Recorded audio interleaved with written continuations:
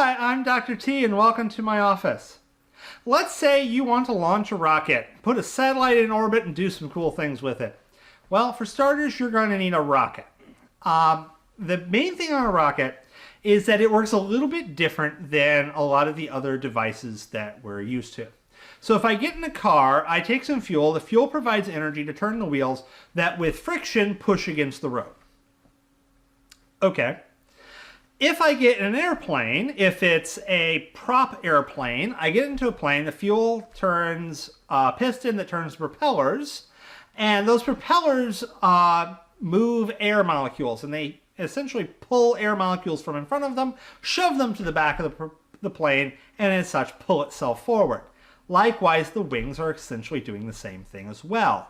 Air molecules bump into the wing, the air molecules go down, so you've got kind of a difference of pressures, not to mention the fact that the wings usually aren't straight, they're in an angle, and thus they push into it and accelerate air downwards. The main thing, actually, when we're thinking about all of this is we're dealing with Newton's third law. For every action, there's an opposite and equal reaction. So when you're driving, you are pushing against the road, and the reaction is the road pushes back. For an airplane, you are pushing against the air, and the air pushes back. What about a rocket? Well, here's the deal on the rocket. Those guys work where there's not much air, like no air. So they've got to do some pushing, but they need to push in such a way that they have something to push against. So rocket fuel, unlike car or plane fuel, has two primary functions. First is to provide energy. You need the energy to be pushing and to do this. But whereas the other ones had something to push against, you also need to provide mass to push against. So for the rocket, you're going to take your fuel, you're going to burn it, and then as that fuel tries to expand, it's going to get funneled by your rocket engine out into one direction. As that fuel is pushed out in that one direction, that push against the fuel pushes against the rocket, and thus the rocket goes forward. Because of this, rockets are going to need to have an insane amount of fuel. Look at a Saturn V.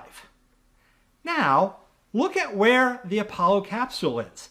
That's the only thing making the trip. Most of the rocket may fall back to Earth, but that's just to get the rest of it up, and other parts aren't coming back. They're simply there to push that little tiny capsule fast enough to get it to the moon. Okay, wow, I'm going to need a lot of fuel. So I'm going to get my satellite. I'm going to use my rocket. I'm going to push it fast enough that I can now get into orbit. So I've got my satellite. Okay, a couple things to keep in mind. One, your satellite, it's not in a perfect vacuum. It's a vacuum by any standards on Earth, but there's still a tiny amount of air. There's still a tiny amount of micrometeorites, etc. Depending on how much fuel you use to push up your satellite, depends on how far it went. If you're in a low orbit, you're going to have a fair amount of drag. And by low, I also include things like the space station. These are going to require you to take your rocket engine and turn it on every now and then because you're going to have to fight against that drag from the air. That's going to kick it up. Otherwise, you're going to fall back down to Earth. This is an idea of station keeping. You're going to have to keep your place in orbit by occasionally adding a little bit more fuel. Other things come into play. The actual force of light. Light pushes on things. You don't think about it. But it does push on things. So take into account, you're going to have to occasionally, correct for this. Also, you got a satellite. You probably want to point it at something. Maybe it has a nice camera on it, or just to get those radio antennas pointing in the right direction. You got a couple of choices for pointing your satellite. First, you could just use more rockets. That's a very common approach. It works great. But that takes more fuel. And once again, rocket fuel, it adds up. The more mass you try and put in the orbit, the more fuel you're going to need. And it's this vicious cycle. Okay, what else can you do?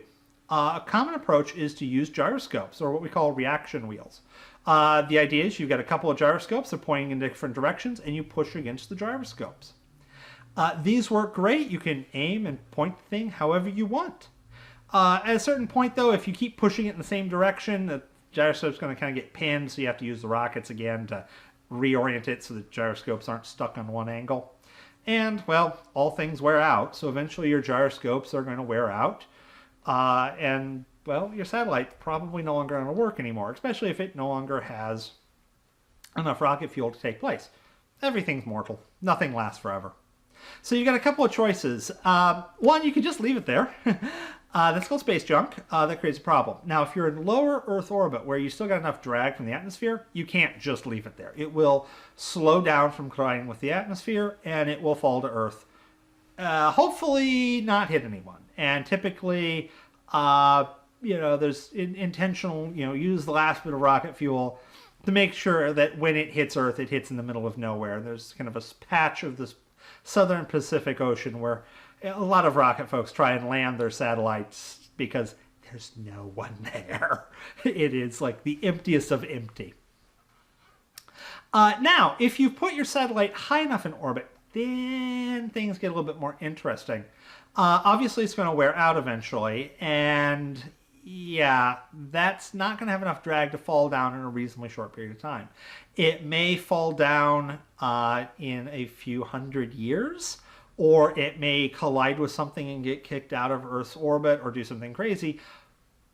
But until then, it's still there, and while, the movies with, the area clouded with space junk, reach out and touch 5 pieces of junk, that's not real. But still, things are moving very quickly, and the more stuff there is, the more likely something could bump into something else. And when things bump into each other, they make bullets look small and slow. So, imagine being shot by a school bus. Not something you're going to want. So the idea here is you separate things out, and what we'll quite often have are known as graveyard orbits, where you take the satellite with its last bit of fuel, put it in a little bit of a higher orbit, something just kind of out of the way so it doesn't mess with things. If things break, oh well, they're not where the good satellites are. So it's a fairly common theme when it comes to your satellites. So with that said, have a wonderful day, and I'll see you next time.